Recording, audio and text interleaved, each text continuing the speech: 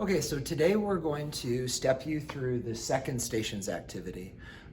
This activity is actually wonderful test review. What you're going to see is that this is a blending together of the two molarity problems that you need to know, the two molarity problem types that you need to know how to solve, and then also just a mixture of other moles conversion problems. The one thing not represented in the station's activity is empirical formula problems.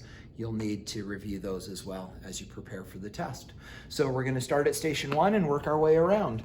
So station number 1, the question is relative to how many chlorine atoms are in the bottle. But it's important that you know that this is 100 milliliters of a 1.2 molar copper 1 chloride solution. So there's actually a copper chloride salt dissolved in the water, and you're going to figure out how many chlorine atoms are in there.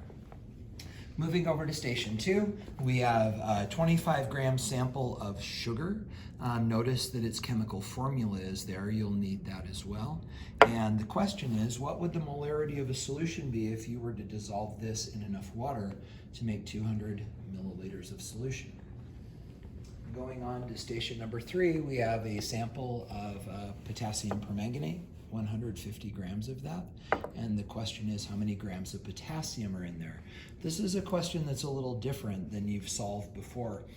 So pay close attention to the answer and reason through this. It's a little bit different. Looking at question number 4, how many CH4 molecules are in this jug if it contains 1.79 grams of CH4? All right, moving on to station 5, it says calculate the molarity of a solution made by dissolving 1 gram of table salt, NaCl, in this water. Looking at the graduated cylinder, we'll need to read the volume. Can you get it from there? Or That's kind of hard to read. Okay, let me just grab it. And this is actually 25.0 milliliters of water. Then here we have our sample of mercury. The question is, how many moles of mercury are in this sample, knowing that it contains 9.2 times 10 to the 23rd mercury atoms? So how many moles of mercury does that represent? All right, over to our sample of zinc. And the question is, what is the mass if this contains 0.39 moles of zinc? Here we have 75 grams of table salt. The question is, how many formula units are in that 75 grams of table salt? Now we have a sample of copper 2 sulfate. This sample actually weighs 25.0 grams, and if you were to put that in enough water to make 1.1 decimeters cubed of solution, what would the concentration be? And remember that a decimeter cubed is equivalent to a liter in the same way that a centimeter cubed is equivalent to a milliliter. All right, cruising over here, we have another solution. This is 75 milliliters of a 0.67 molar calcium phosphate solution.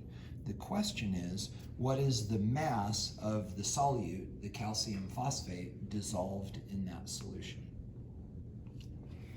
All right, we got 5 more to go. Station 11, we've got a 2.68 gram sample of sodium sulfide. Figure out how many sodium atoms are in there. Okay, now station 12. This is a sample of methanol, CH3OH. Its mass is 100.0 grams. The question is, if you could break this molecule apart and just isolate the oxygen, what would the oxygen weigh? This is actually a question that is similar to the one that we did previously. Was it question 3? I think question 3.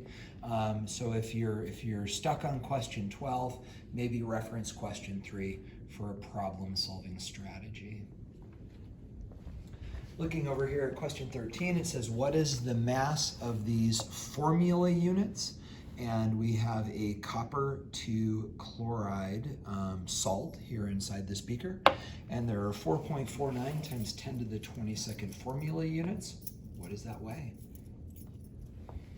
Then number 14, it says, if we could take this sample, which is 3.5 grams of lead-4 oxide, and if we were to dissolve that in enough water to make 75 milliliters of solution, what would the molarity be? Then finally, station 15, we've got a chunk of lead. The chunk of lead weighs 349.66 grams. The question is, how many atoms of lead are in that sample? Those are the 15 stations. The answer to these questions are posted, and enjoy solving them.